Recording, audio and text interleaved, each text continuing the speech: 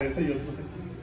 Está la doctora Raúl Alba García, él es biofísico químico, profesor titular B, tiempo completo, es doctor en ciencias, específicamente en biofísico química, en 1995 por la UAM, maestro en biología experimental, también por la UAM, biólogo por la UAM. Sus líneas de investigación son la físico-química de la translocación iónica membranal y el pensamiento crítico con base en ciencia. Ha sido comentarista invitado sobre ciencia y educación en televisión y radio, en medios de noticias, en la de 40, en radio IPN, en Imagen de la Ciencia, entre otros. Es periodista científico en el Centro de Comunicación de la Ciencia de la UNAM. Es parte de colaboraciones, consejerías, asesorías de la SEP, del Consejo Nacional de Fomento Educativo, y ha sido conferencista del programa Domingos en la Ciencia de la Academia Mexicana de Ciencias. Ha sido miembro de la Sociedad Mexicana de Bioquímica, la Comunidad de Salud, Internet Voz México y la Internet Society, entre otros. Un aplauso.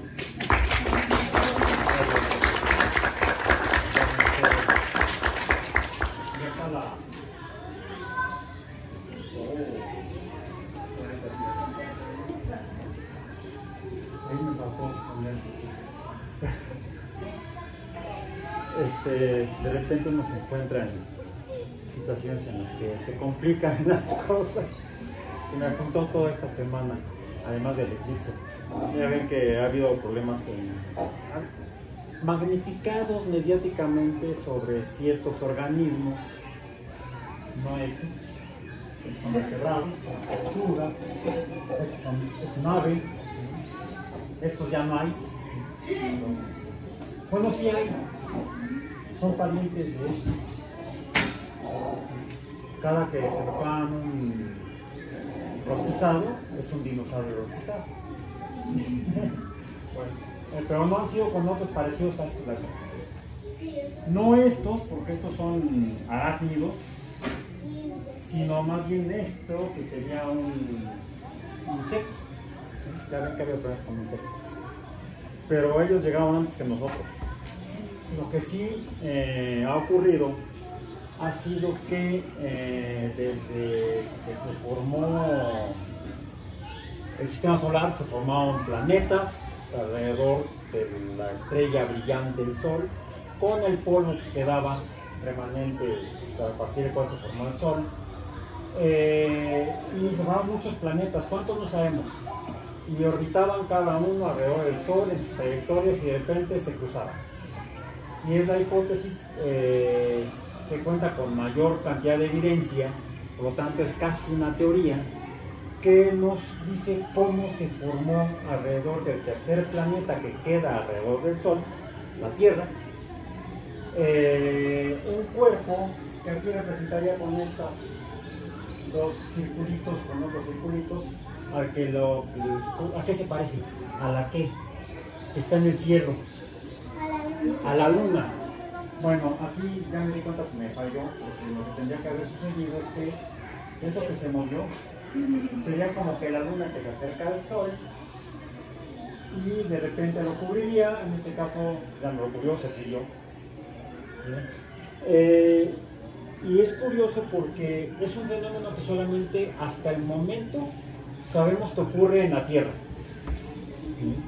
En el cual un cuerpo que quedó orbitando alrededor de un planeta, la Tierra, la hipótesis que sugiere cómo se formó y por qué está eso girando alrededor de la Tierra es porque en esos inicios del sistema solar, aparentemente un planeta un protoplaneta, un planeta inicial con una masa similar a la que actualmente tiene Marte, colisionó más o menos así con la Tierra. Par de rocas enormes, planetas, pero no chocaron de frente, afortunadamente, sino que fue como de rozón, y en la colisión, el material que se desprendió de la Tierra por esa colisión, el planeta que golpeó la Tierra aparentemente se destruyó completamente, y lo que quedó, parte del material, salió con tal velocidad que se alejó de la Tierra y nunca más regresó. Quizá alguno se fue hacia el Sol, Pero parte del material se quedó, ese material, rocas, polvo, quedaron orbitando alrededor de la Tierra, y como nos explicaría Newton hace 250 años, la masa de toda esa roca y polvo se fue agregando por su masa hasta agregarse en un nuevo cuerpo que sería la Luna. Es la forma como actualmente los astrónomos de geofísico-química, whatever that means, que sea eso,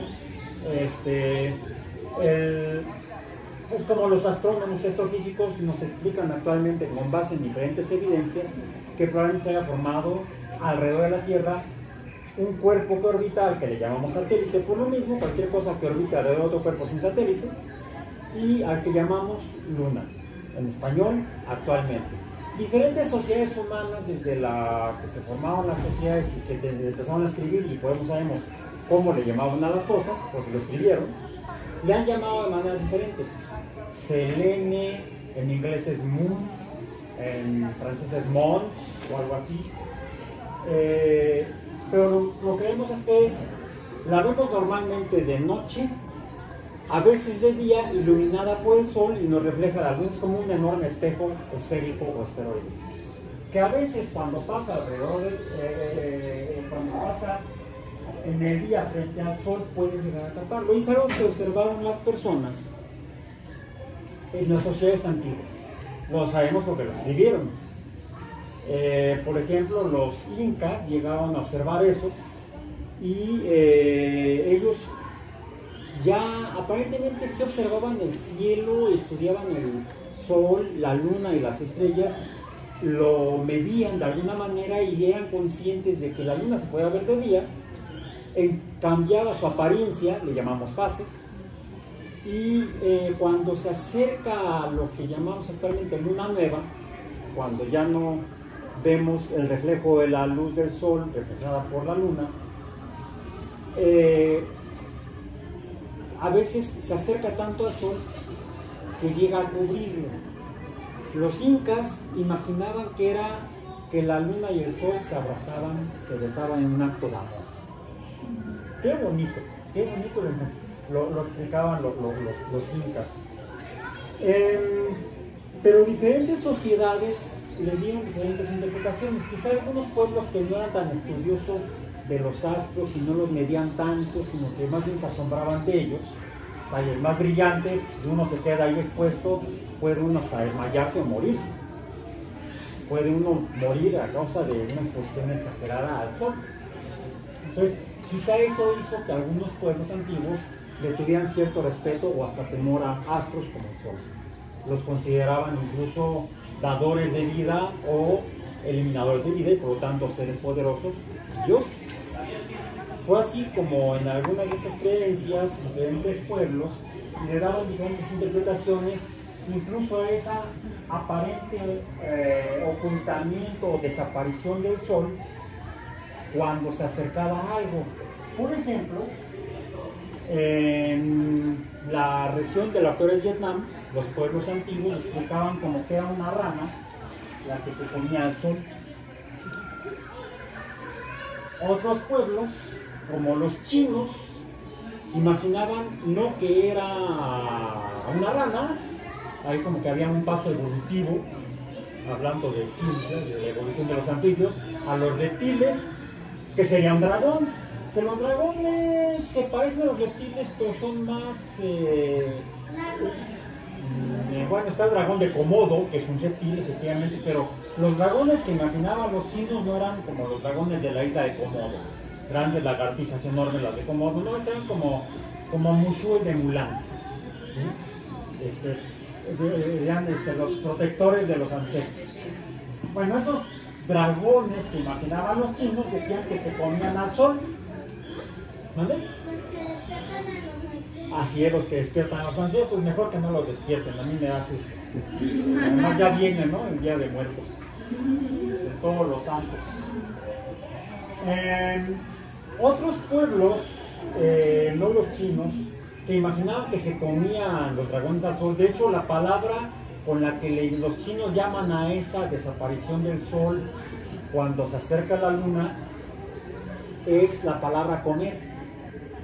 Hoy, si lo que vimos hoy, hace unas horas aquí en la Ciudad de México, en toda Norteamérica y Centroamérica, incluso alcanzó a ver en la zona de la selva amazónica de Brasil, hasta allá alcanzó a verse ese ocultamiento del sol por la luna. Los chinos le llaman comer. El sol fue comido. Actualmente ya saben que no son dragones, antes lagartijas, no. Es la luna que ocultó al sol. Otros pueblos muy cerca de China, los coreanos, de hecho están evolutivamente, étnicamente cercanos. Los coreanos lo explicaban no mediante dragones, sino mediante perros, que eran los que se comían al sol. Y en otras latitudes, como en América, en los pueblos, en Mesoamérica en particular, en donde vivimos nosotros, la mitad de México está en Norteamérica, de Zacatecas para arriba, y de Aguascalientes hacia abajo estamos en Mesoamérica, hasta Chiapas, que ya forma parte de Centroamérica. Bueno, los pueblos mesoamericanos lo explicaban mediante no animales de veras, o tampoco dragones, que aunque hay los de Komodo, bueno, no los dragones, son otros. Lo imaginaba con otros seres imaginarios, pero como no encontré ninguna imagen prehispánica que poner aquí, pues me permití poner el que encontré en mi software, que fue el unicornio. Incluso por eso lo puse hasta moradito. Ya ven que suelen pintar de color violeta a los unicornios. Bueno, los pueblos de Mesoamérica lo explicaban mediante seres fantásticos que eran los que finalmente se comían al sol. Como que hay una cierta obsesión por la comida en la explicación de estos fenómenos de aparente desaparición del sol. Regresando a Eurasia, en Europa, no habíamos hablado de Europa, en Europa lo curioso es que la explicación es similar a la de los coreanos, pero no son los perros, sino los ancestros de los perros, que serían los lobos. Sí, los perros son lobos mutantes, uno de un chihuahua o de un pug, uno de veras, sí, lo que uno logra a través de la selección artificial, ¿verdad? Bueno, los lobos eran a los que culpaban los pueblos nórdicos, los vikingos, que por cierto nunca usaron cuernos en sus cascos, eso es producto de Hollywood. Lo explicaban que eran a lobos criados por Odín, quienes en respuesta a un berrinche de Loki, ¿sí?, eran los lobos los que se comían a la luna. Bueno, es así como diferentes pueblos explicaban mediante lobos celestiales, ranas y otros organismos, otros animales, otros seres vivos, que eran los responsables de esa desaparición aparente del sol. Bueno, ¿hay relación realmente entre los animales o los organismos en general y estos fenómenos de los astros del cielo, como la desaparición del sol? De ahí que me permití, a solicitud de mis buenos amigos del AMA y mi buen amigo Eduardo Casas, que ahora no está presente, lo mandaron a Xochimilco, ¿sí?, a mostrar el eclipse. Los eclipses solares afectan la vida en la Tierra. Bueno, aquí sí me quedó un poco mejor. Y vamos a ver, hay un ojito para ver, eso representa un ojo. ¿Podemos ver el sol cuando va a ocurrir un eclipse? La respuesta es no, ni antes, ni después del eclipse, ni durante el eclipse si el eclipse no es total.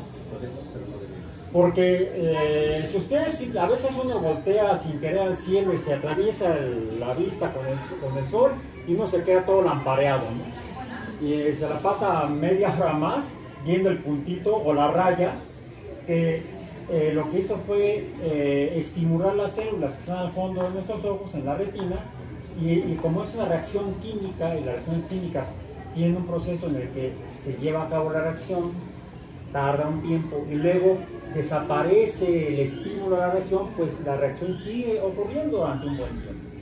En química le llamamos la cinética química a las reacciones.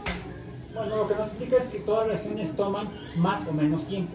La reacción que la composición que está de compuestos químicos o moléculas que están al fondo del ojo, cuando reciben la luz, tarda un tiempo en suceder, ¿sí?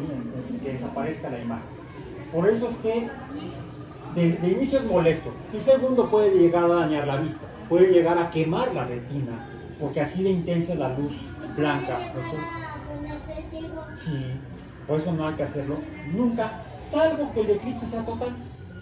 Un eclipse total, y el que vimos, bueno, el que vio en Yucatán, por ejemplo, en Guatemala y en otros lugares, como anular, ese tampoco se puede ver a simple vista, sino con filtros, porque aún ese anillito de luz del sol es sumamente intenso y puede llegar a dañar la vista. Entonces no es porque produzca daños de otro tipo, como decían las abuelas por ahí, que no veas el eclipse, es más, métete y cúbrete y ponte un listón, porque además está esperando al nieto, un listón rojo, y cuélgate las llaves, más bien no olvides las llaves si sales de casa. ¿Para qué tocas si traes llaves? Bueno, si el eclipse es total, sí podemos ver el sol y es maravilloso. ¿Sí? ¿Has visto fotos de eclipses totales? Hay por ahí muchas fotos que uno puede encontrar en internet. ¿Alguno de aquí es tan viejo o más que yo? Vimos el eclipse del 91. Fue fabuloso porque podíamos ver la corona solar, que es la atmósfera del sol, mientras el resto del cielo estaba negro y podíamos ver hasta ver estrellas.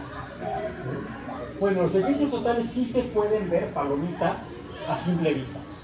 Antes de la totalidad no, con filtros o de manera indirecta o con equipos especiales. Sí, precisamente. Qué padre. Sí, así. Hay que juntar fotos, para presumirlas. Pero nunca, ni antes ni después, y aunque no haya eclipses, nunca ver al sol. Bueno. Eso han visto los humanos desde hace mucho tiempo, ya lo mencioné.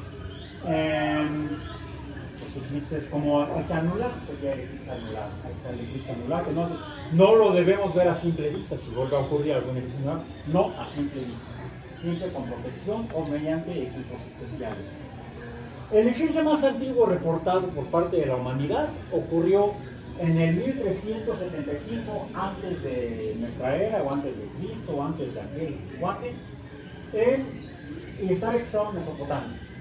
Luego me permití poner ese mapa de la Tierra, tipo esteroide, y dónde está Mesopotamia, aquí al norte del Golfo Pérsico. Es ahí donde durante una batalla, estaban en la batalla y de repente se oscureció a mediodía, y estaban tan asustados los dos bandos en conflicto que decidieron suspender la guerra. Necesitamos muchos más eclipses de esos. Alá hubiera muchos más eclipses de esos. Porque ellos lo interpretaban como la ira de los dioses. Chamacos, dejen de pelearse. Más recientemente, ya son menos miles, hace como 1500 años, no, 2500 años, Elis más bien, está en griego, alfa, lambda, no recuerdo cómo se llama la otra, el alfa tampoco. En el año 585, y se está registrado, Heródoto, el historiador, lo escribió. Es gracias a ese eclipse que tenemos la fecha exacta de un evento histórico, de un conflicto entre dos ciudades-estado de la zona de helénica. Aunque actualmente helénica o helenos o Elas le llamamos a Grecia, realmente la cultura griega se desarrolló en toda la cuenca oriental del Mediterráneo. Todo eso fue lo que era la zona helénica. Incluso muchos de los llamados filósofos o matemáticos griegos, ¿qué creen? No vivían en Grecia. Vivían en lo que ahora es Turquía, en las costas, en las islas que están frente a las costas de Turquía, como en Mileto, donde Tales tales personas y tales, el matemático de Mileto, estudiaron los eclipses con la información que obtuvieron desde los mesopotámicos, y así ya tenían suficiente herramienta matemática para poder predecirlos. Y se dice que Tales de Mileto, que es una isla de la costa de Turquía, fue el primero en predecir que ese eclipse iba a ocurrir en esa fecha, y por eso sabemos que esa batalla entre Aliates y Ciaxares, quienes finalmente Tales no les dijo, dejó que se asustaran solitos por el eclipse, hicieron lo mismo que los babilónicos, hicieron la paz. Exactamente, bien, qué padre eclipse nos muestra.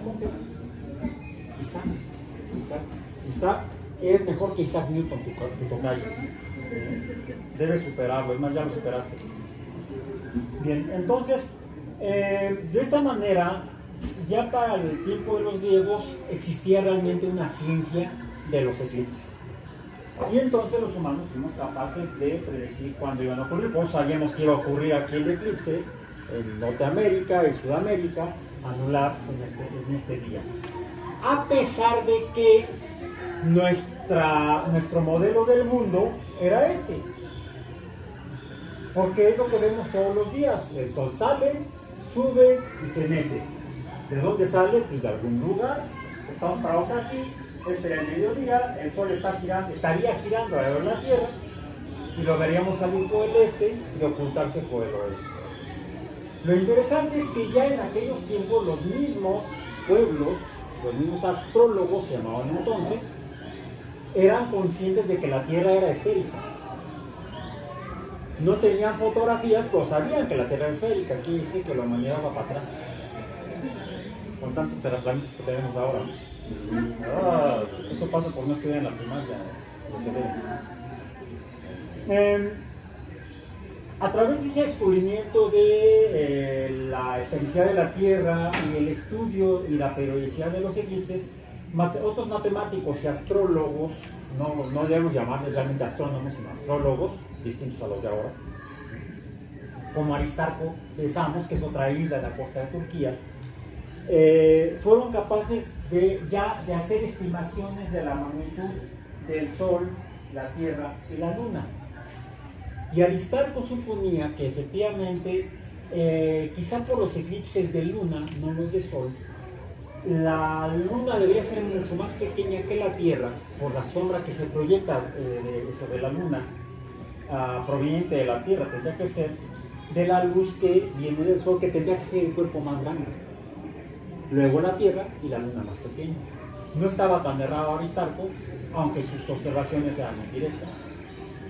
Entonces los eclipses han sido muy útiles y la predicción de ellos también. Finalmente Hiparco hizo correcciones a las magnitudes estimadas por Aristarco. Desafortunadamente ese conocimiento, como casi siempre sucede, no se difunde ni se propaga con la amplitud que debiera. Y es por eso que luego la gente no se entera, no sucede que ese conocimiento sea utilizado por las personas.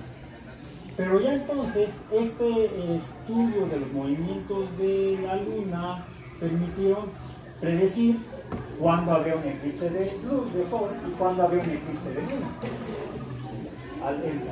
Aún con este modelo, que se ve raro hoy en día, ¿sí? Aunque todavía hay gente que piensa que no se así, pero bueno, se respeta más, no hay que educarse. Hasta ahora lo que he mencionado es que han sido principalmente matemáticos y astrólogos, posteriormente astrónomos, quienes observaban eso, lo estudiaban y lo describían y nos permitió entender lo que sucedía.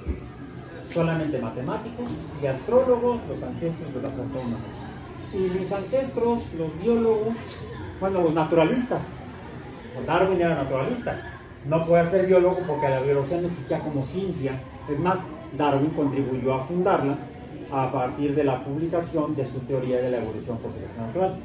Si ya vieron a Darwin, está allá afuera su retrato.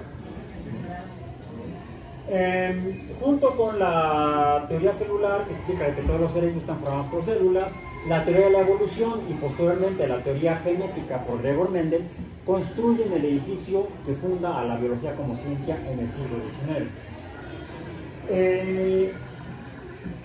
Quizá por eso quienes estudiaban los eclipses solamente eran matemáticos y astrónomos, sino los biólogos ni los naturalistas. Estaban buscando plantas, animales y cosas que se movieran. Si se movían, a la cacerola o al formol, y al formol para la colección, a la cacerola para el almuerzo. Así le hacemos todavía cuando hacemos trabajo de campo. Es algo de lo que un biólogo jamás se va a morir de hambre. Una muestra va a la colección, otra muestra va a la muestra. Bien. Sin embargo, ya hay reportes que en 1544 algunas personas durante eclipses totales de sol habían observado comportamientos a mediodía de que las aves se bajaban de donde estaban volando y llegaban a los nidos como para pernoctar. Empezaban a cantar como cuando ya se está haciendo de noche y luego cantaban como cuando se hacía de día en el paso del eclipse.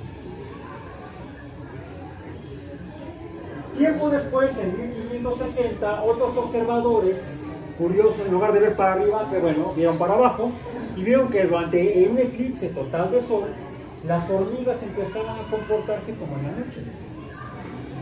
Es diferente el comportamiento de las hormigas en el día y en la noche.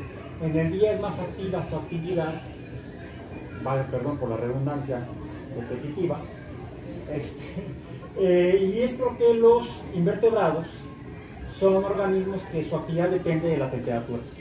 No como nosotros y las aves, en la cual para quienes nuestra actividad puede ser constante porque regulamos la temperatura corporal. En cambio, reptiles, anfibios, invertebrados, depende de la temperatura ambiente. También los crudos, se paran al sol a la mañana siguiente del día. Estas observaciones fueron un poco más repetidas en el siglo XIX y alguien confirmó lo que observaron en 1560 durante un eclipse en 1861 en Europa. Con estos antecedentes, dado que los astrónomos sabían que en 1932 habría un eclipse que sería observable, un eclipse total de sol que sería observable en Norteamérica, se organizaron, de hecho formaron una comisión para estudiar el comportamiento de organismos durante el eclipse total de sol. Solicitaron voluntarios e empezaron a hacer observaciones durante el eclipse.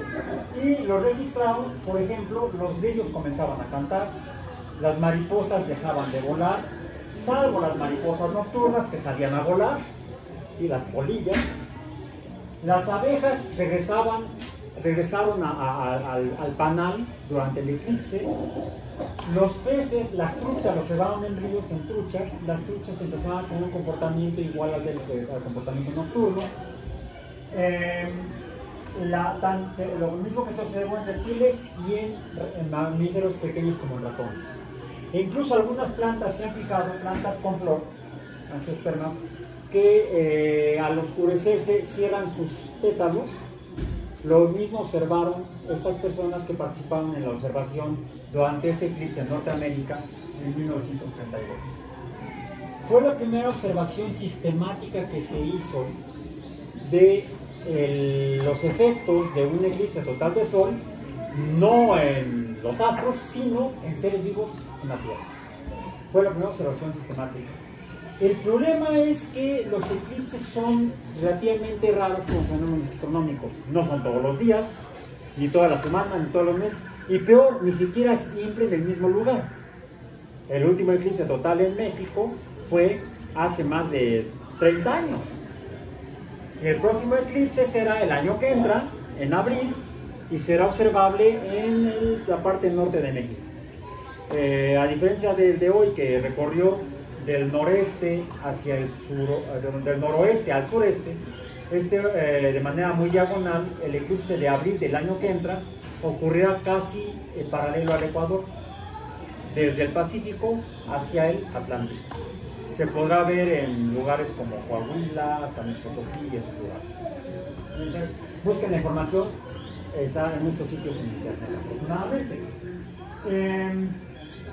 Es por eso que ya más recientemente, en los últimos 30, 40 años aproximadamente, algunos grupos de estudiosos de las ciencias biológicas se han asociado con astrónomos para recibir información oportuna y poder planificar de manera más sistemática y mejor planificada la observación del comportamiento de organismos, por ejemplo en zoológicos o en algunos ambientes naturales. Así fue como se formó para el que llamaban en los Estados Unidos, tienen que ser los gringos, el gran eclipse de América. No, habría sido de los Estados Unidos, de América, porque también están los Estados Unidos mexicanos. Una comisión que inició la promoción, la Academia de Ciencias de California, para el eclipse de 2017. Porque iba a presentar, sí, la primera ocasión en la que iba a ser posible observar el comportamiento a lo largo de un gran territorio, más de 4.000 kilómetros, de manera continua. Encontraron antecedentes que se habían hecho, por ejemplo, en un zoológico en Atlanta, durante un eclipse en 1984, en el que algunos etólogos de mamíferos fueron al zoológico a observar el comportamiento de chimpancés y registraban el comportamiento de los chimpancés durante el eclipse y se dieron cuenta que tomaban el mismo comportamiento que tienen justo antes del atardecer. Curiosamente dan la espalda al atardecer los chimpancés. Si han estado en el campo durante un atardecer se dan cuenta que el viento empieza a soplar y baja la temperatura y hasta frío da. Es la manera en la que los chimpancés se protegen precisamente de esos vientos que se producen siempre al atardecer. Pero los chimpancés reaccionaron como lo hacen todas las tardes, debido al eclipse al mediodía. Por eso no siempre los eclipses son al mediodía, depende del lugar donde comience a pasar la luna y a proyectar sombras sobre la Tierra. Ocasionalmente se pueden ver eclipses cerca del horizonte al amanecer o cerca del horizonte al atardecer, dependiendo de la zona geográfica donde se esté produciendo. Pero son más notables aquellos que uno tiene la oportunidad de observar el comportamiento al mediodía, porque son más notables los cambios respecto al comportamiento nocturno y al comportamiento matutino. Cuando el eclipse ocurre en la mañana o en la tarde, pues es difícil distinguir si el cambio en la conducta de los organismos es por el cambio periódico cotidiano que ocurre todos los días, pues, o si es debido al efecto del ocultamiento de la luz solar por la luna. De hecho, aquí en la Ciudad de México se dieron cuenta que desafortunadamente estuvo nublado hoy y a mí me interesaba ver qué tanto, dado que la sombra proyectaba, la ocultación del sol fue cerca de un 70-80%, pues a mí me interesaba ver qué tanto se oscurecía. Pues no pudimos saber si la oscuridad se debía a las nubes o al eclipse. Entonces ahí, como decimos en ciencia, los resultados son no concluyentes. No, porque sí varió la intensidad de la luz en cierto horario que sí estuvo... Sí, se veía como en penumbra un poco, pero desafortunadamente es difícil cuantificarlo, que sería la herramienta básica de la ciencia. Siempre hay que medir y contar, es lo que se recomienda para tener una observación que podamos llamar científica. En esta comisión de la Academia de Ciencias de California también encontraron antecedentes de otro eclipse, también observado en Norteamérica en 1994, en el que las personas que lo reportaron lo hicieron respecto al comportamiento de arácnidos. Muchas arañas empiezan a deshacer sus telarañas justo antes del anochecer. Y fue lo que observaron esos aracnólogos en la observación que hicieron durante el eclipse de 1994. Con estos antecedentes fue que para el eclipse de 2017 pudieron hacer un estudio más sistemático, incluso con colaboración de gente voluntaria. Desde entonces es algo que debemos tomar como un buen ejemplo realmente. Y un poco antes, en gran parte promovido por la Administración Nacional de Aeronáutica del Espacio de los Estados Unidos, no es propaganda gratuita, vamos a decir. Bueno, no es que me vayan a pagar, no me pagan. Tampoco me cobran, digo, ya es ganancia. Pero ya de hace un buen número de años, la NASA ha promovido, tiene un departamento de educación muy importante. Le mete mucho trabajo a su departamento de educación para promover la cultura científica, la cultura basada en ciencia, que son dos cosas diferentes, y la educación y formación de futuros profesionales de la ciencia, tanto científicos como gente del área de ingeniería, para poder alimentar su cuerpo de técnicos de alto nivel. Necesita reclutar científicos, la NASA, para poder llevar a cabo todo el montón de proyectos que hace, no solo del espacio, sino también de la Tierra. Un buen número de los satélites que lanzan en los Estados Unidos, organizados o administrados por la NASA, algunos de ellos ni siquiera son propiedad de la NASA, o no los maneja la NASA y no es presupuesto de NASA, sino es propiedad, el presupuesto de agencias como la Administración Oceánica y Atmosférica de los Estados Unidos, que es la NOAA. Si lo digo por las siglas va a sonar a canción de Juan Gabriel. NOAA. Bueno, la NOAA, la Administración Oceánica y Atmosférica, tiene sus propios satélites para estudiar la Tierra, la atmósfera y los océanos. El Servicio Geológico de los Estados Unidos tiene sus propios satélites para estudiar la superficie terrestre y poder predecir, por ejemplo, actividad volcánica, poder estudiar comportamiento sísmico, que no es predecible, por eso nada más se estudia. Tiene la esperanza de algún día poder predecir sismos, pero por el momento es imposible. Entonces, para promover todo esto, la ciencia, la agencia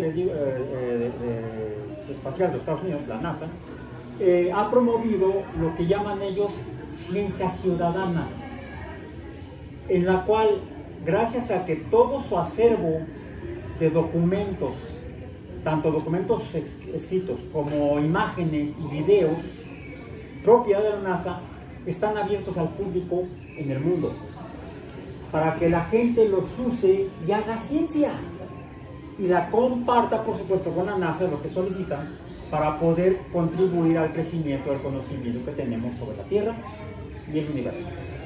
Y ese conocimiento útil, por ejemplo, lo promovieron precisamente con esa misma actitud esta comisión del eclipse de Norteamérica de 2017, para poder hacer lo siguiente. ¿Cómo sabemos que el comportamiento que estamos viendo durante el eclipse se debe al eclipse y no a otra cosa?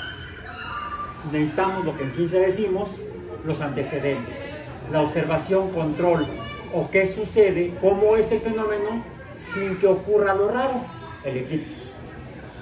Cómo es el comportamiento de los animales, las plantas, todos los días, e incluso a lo largo del año, porque sabemos que como la Tierra presenta estaciones, aumento de temperatura, elongación del tiempo de luz diaria. Ahorita ya vemos que ahora sí se está notando el no horario de verano.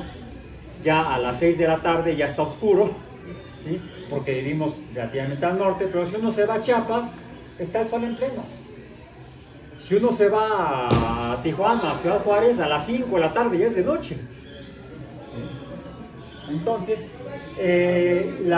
no solamente la temperatura, sino la iluminación varía a lo largo del año, y por lo tanto el comportamiento de los organismos varía a lo largo del año.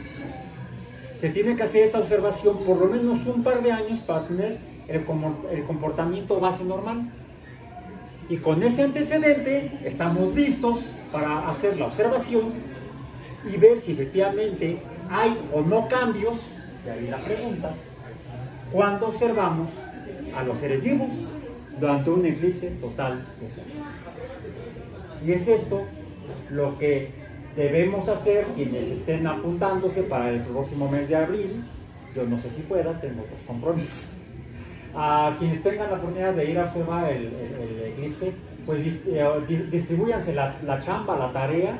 Si van a ver los telescopios, todos sí, el momento más oscuro, tomen fotos y sigan las observaciones de la vida en la Tierra, como es perturbada, modificada por eventos astronómicos. Los más emocionantes serían los eclipses, los mucho más emocionantes serían los meteoritos. Eso sería materia de otra charla otro día. Muchas gracias. Gracias. Las primeras 5 personas que hagan preguntas se llevan una infografía, un póster. Hay preguntas interesantes, dudas, hipótesis. Ajá. Vimos ahorita más o menos a partir de cuándo empezaron a registrar el comportamiento en tierra y el cielo de algún eclipse. Con los datos que han estado recabando, por ejemplo, ahorita ya sabemos que en abril va a haber uno en el norte. Ajá. ¿Qué tan frecuente y qué tan exacto o cómo tienen esos datos para saber cuándo va a haber un eclipse de verano? Bueno, precisamente gracias a las observaciones sistemáticas de los astrólogos de la antigüedad y matemáticos, actualmente astrónomos, ya los astrólogos son otra cosa, lo respeto, y ahí tenemos brujas, chamanes, adivinadoras, muy vidente, ese tipo de personajes. Con ese conocimiento que se está acumulando desde la fundación de la astrología como ciencia matemática por los acadios en Mesopotamia hace 5000 años, y que ese conocimiento fue pasando por generaciones y de civilización a civilización, ya para tiempos de la Grecia clásica, tiempos de Aristarco, de Eratóstenes y otros, había suficiente información para poder ver que había patrones de comportamiento, de que cada cierto tiempo, al menos en diferentes lugares, se producían eclipses de sol o de luna. Ya se sabía que la luna giraba alrededor de la Tierra, no estaban muy seguros de quién giraba, si el sol o la luna. ¿Sí? Solo la Tierra, quién alrededor del día. Déjenme, me voy a seguir aquí tengo esto. Nuestro modelo basado en Copérnico, de 1453. Ahorita, no, que no se te olvide, que no se te olvide. Entonces, ahora sabemos que finalmente la relación Tierra-Luna-Sol sigue siendo la misma. Y esto es lo que produce eclipse de Sol, eclipse de Luna. Y se pueden cuantificar cada cuánto. Lo que también debemos recordar es que la Tierra a su vez rota, y eso provoca que la sombra de la Luna no caiga siempre en el mismo lugar, o la sombra de la Tierra sobre la Luna no caiga siempre, no sea observable en el mismo lugar en la Tierra. Eso es lo que se conoce como el ciclo de Saros.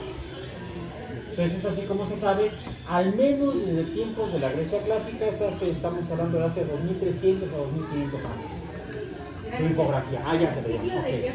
Ciclo de Saros, S-A-R-O-S. Googleenlo para que se enteren más. Sí, además, soy biofísico-químico, no astrónomo. Aquí primero las damas y luego acá el caballero.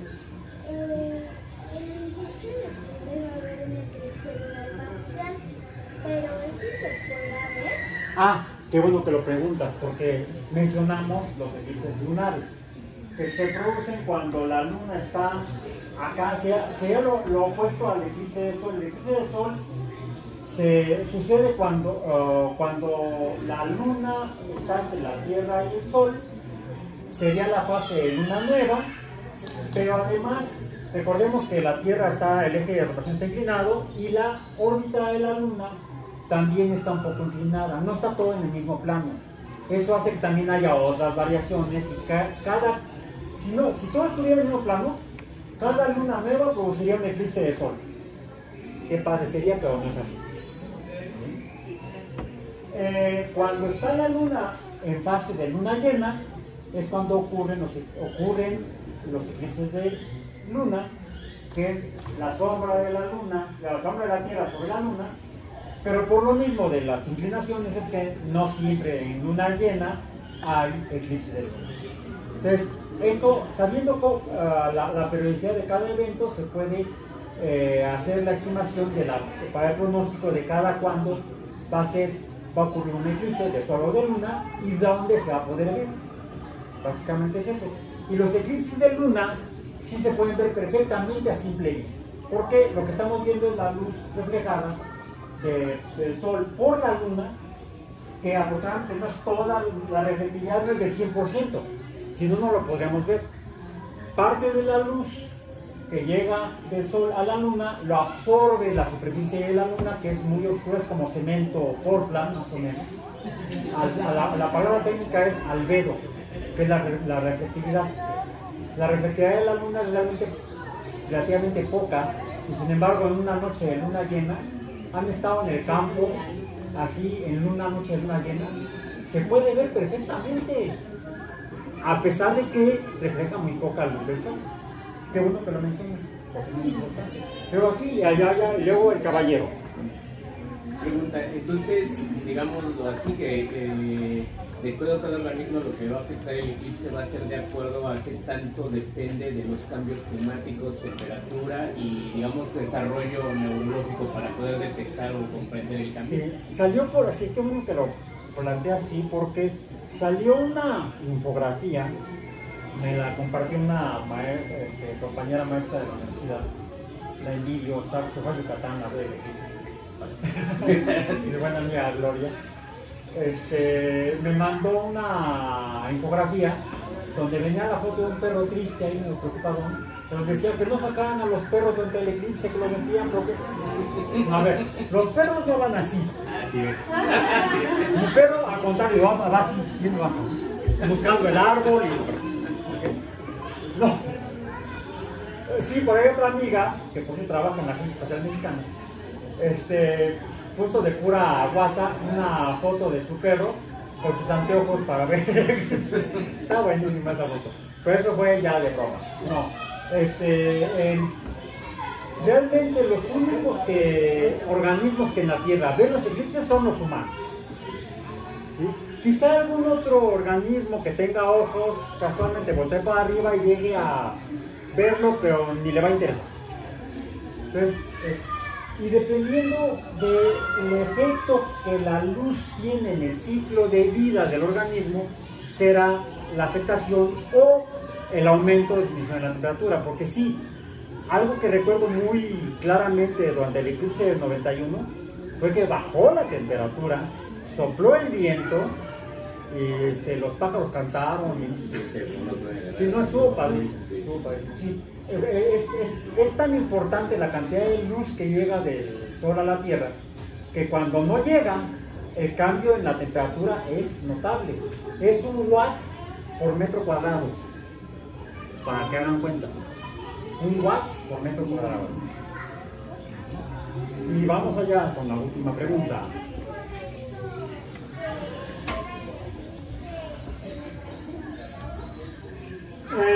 No mucho, porque a diferencia de la superficie de la Luna, el agua es más reflejante que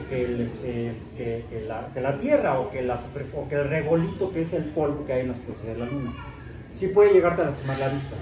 Lo mejor es siempre usar filtros, cuando menos, por lo menos, si lo estás viendo en reflejo, puedes verlo así con anteojos oscuros, nada más de vistazo rápido y ya. ¿Sí? Como cuando va uno manejando y trae los anteojos oscuros para protegerse de la luz del sol, y el carro de adelante te avienta el charolazo del sol, ¿no? Y dices, ay, hasta parpadeas. Puedes verlo un momento, un pequeño instante, solamente así. Pero sí te puede llegar a lastimar. Lo mejor es, si uno quiere ver el sol, verlo de manera indirecta o con filtros especiales o equipos especiales. Por cierto, acérquense a las diferentes asociaciones, clubes o sociedades de astronomía que hay en el país. Afortunadamente ha ido creciendo la afición por la astronomía, que por cierto hacen más astronomía los aficionados que los profesionales. Los profesionales son mis colegas, los astrofísicos, que tengo buenos amigos, colegas y amigas astrofísicas en diferentes instituciones del país. Y ellos, pero raro es el astrofísico o persona que dedica a la astrofísica que ve a través de un telescopio óptico. Ellos están en los radiotelescopios y otras cosas. Sí. Pero los que sí son así como que de corazón, ellos sí tienen hasta sus telescopios personales. Pero he visto telescopios más impresionantes en aficionados que en profesionales. Incluso hay algunos que son aficionados, realmente viven de eso. Actualmente son, por ejemplo, divulgadores de la astronomía. Entonces acérquense a esos grupos, les van a dar una muy buena y mucho mejor información al respecto. Allá. ¿Todavía tenemos? ¿Sí? ¿Ok?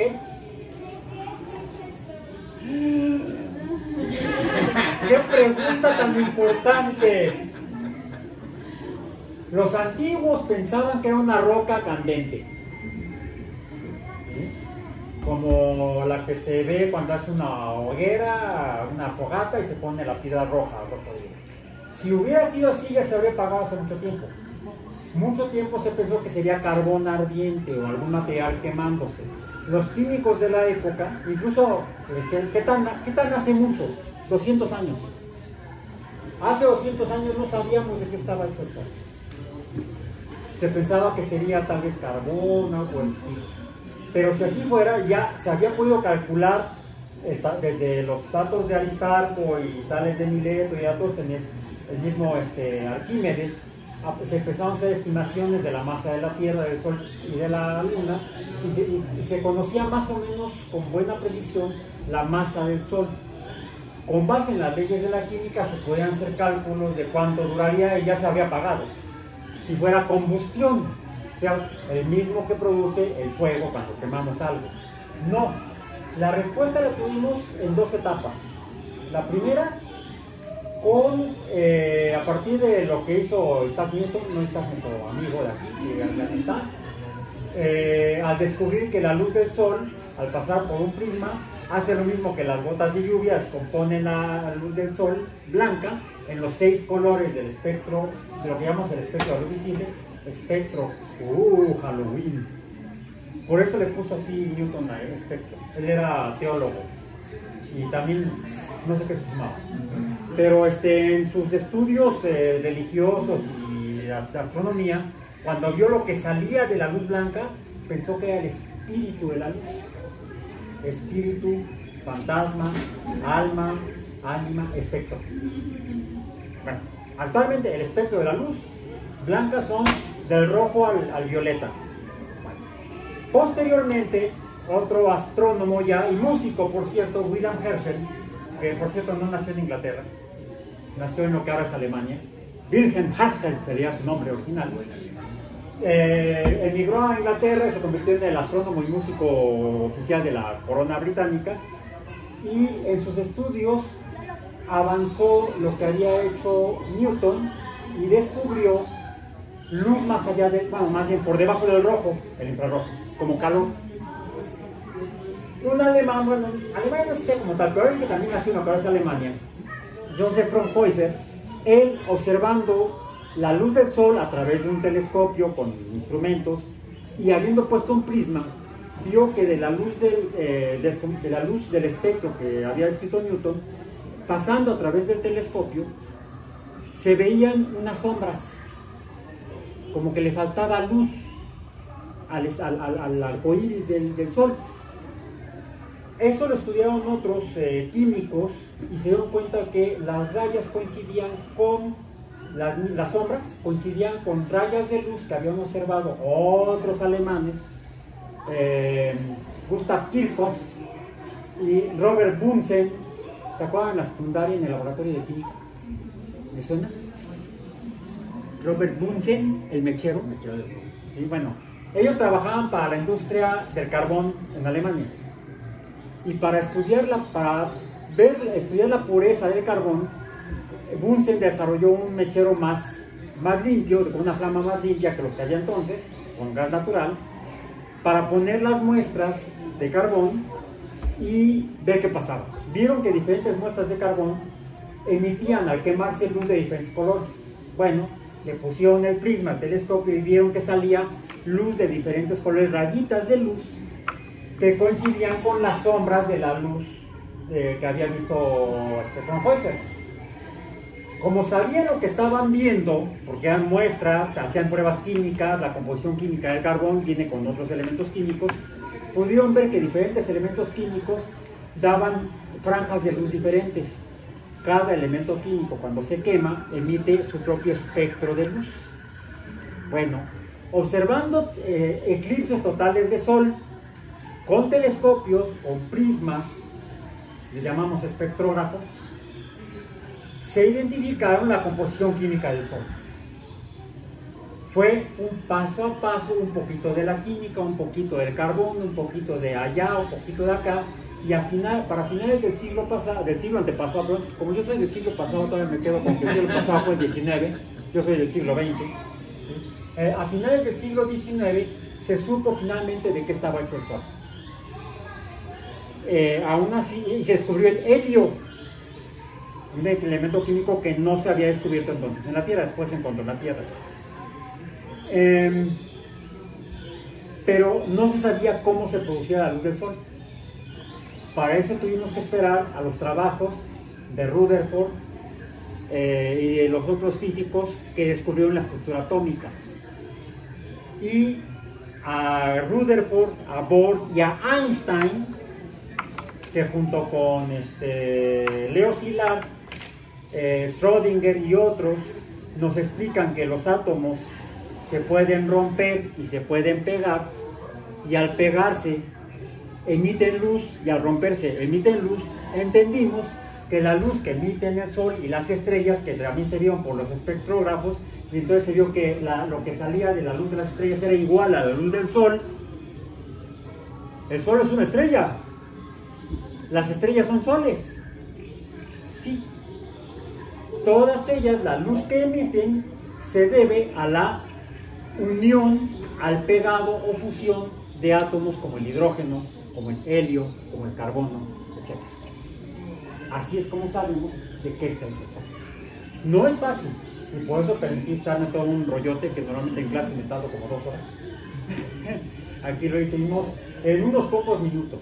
Gracias, felicidades.